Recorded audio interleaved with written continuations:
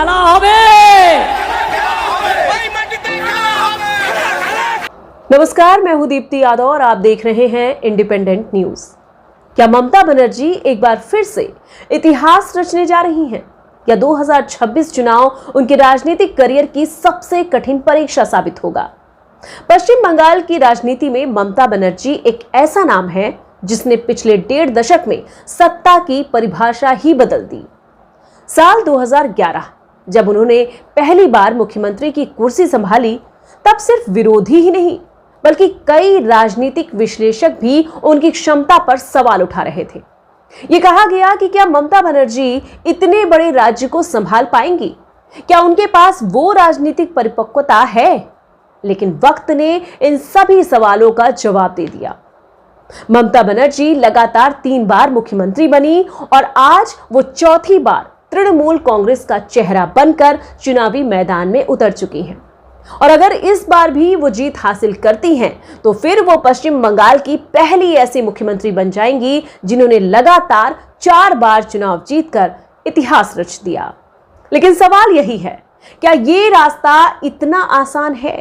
दरअसल 2026 का ये चुनाव ममता बनर्जी के लिए सिर्फ एक चुनाव नहीं है, बल्कि अब तक की सबसे बड़ी राजनीतिक चुनौती बन चुका है। इस बार उनके सामने सबसे बड़ी समस्या है एंटी इनकम्बेंसी, यानी कि सत्ता विरोधी लहर।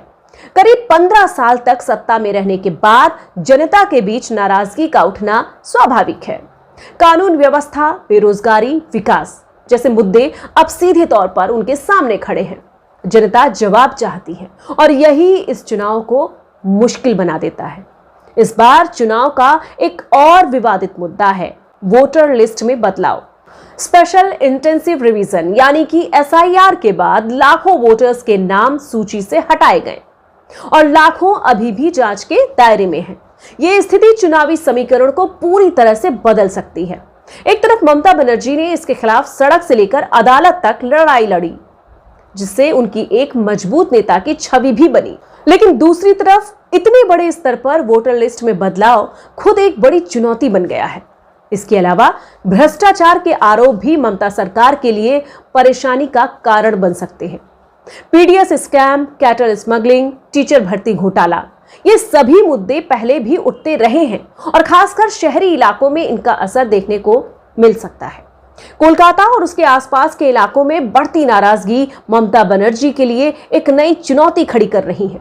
वहीं कुछ ऐसे वादे भी हैं जो उनके खिलाफ जा सकते हैं, जैसे वोटर लिस्ट में नाम ना कटने देने का वादा या वक्फ कानून को लागू ना करने देने की बात। इन सभी मुद्दों पर एक वर्ग में असंतोष महसूस किया जा रहा है, जो चुनाव में असर डाल सकता है। इस पूरी राजनीतिक तस्वीर में भारतीय जनता पार्टी भी पूरी ताकत के साथ मैदान में है। बीजेपी इस बार ममता बनर्जी को कड़ी टक्कर देने की कोशिश कर रही है और सांप्रदायिक मुद्दों के जरिए वोटर्स को प्रभावित करने की रणनीति पर काम भी हो रहा है। हालांकि ममता बनर्जी भी इस चुनौती को समझती हैं और शायद यही वजह है कि चुनाव से ठीक पहले उन्होंने कई बड़े फैसले लिए हैं। महिलाओं के लिए लक्ष्मी भंडार योजना की राशि बढ़ाना, बेरोजगार युवाओं के लिए बांग्ला युवा साथी के तहत आर्थिक सहायता देना, कर्मचारियों और पेंशन भोगियों को महंगाई भत्ते का भुगतान। ये सभी कदम ये दिखाते हैं कि ममता जनता की नाराजगी को कम करने की कोशिश कर रही हैं। लेकिन सच्चाई ये भी है कि चुनाव से ठीक पहले किए गए वादे और घोषणाएं, इन्हें जनता अक्सर संदेह की नजर से देखती है। लोगों को लगता है कि ये फैसले सिर्फ चुनाव जीतने के लिए किए जा रहे हैं। इसके बावजूद एक बड़ा फैक्टर आज भी ममता बनर्जी के पक्ष में जाता है, उनका करिश्मा। राजनीतिक विश्लेषकों का मानना है कि बंगाल में आज भी ऐसा कोई नेता नहीं है जो सीधे तौर पर ममता बनर्जी की लोकप्रियता को चुनौती दे सके। और यही वजह है कि तमाम चुनौतियों, आरोपों और नाराजगी के बावजूद ममता बनर्जी अब भी चुनाव में एक मजबूत दावेदार मानी जा रही हैं।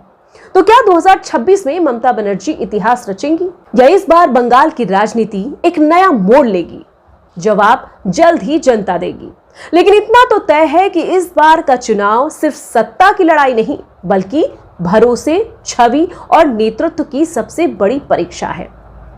अगर आपको हमारा ये एक्सप्लेनर पसंद आया हो तो प्लीज हमारे चैनल को सब्सक्राइब करें और ऐसे ही दिलचस्प जानकारियों के लिए हमें फॉलो करना ना भूलें।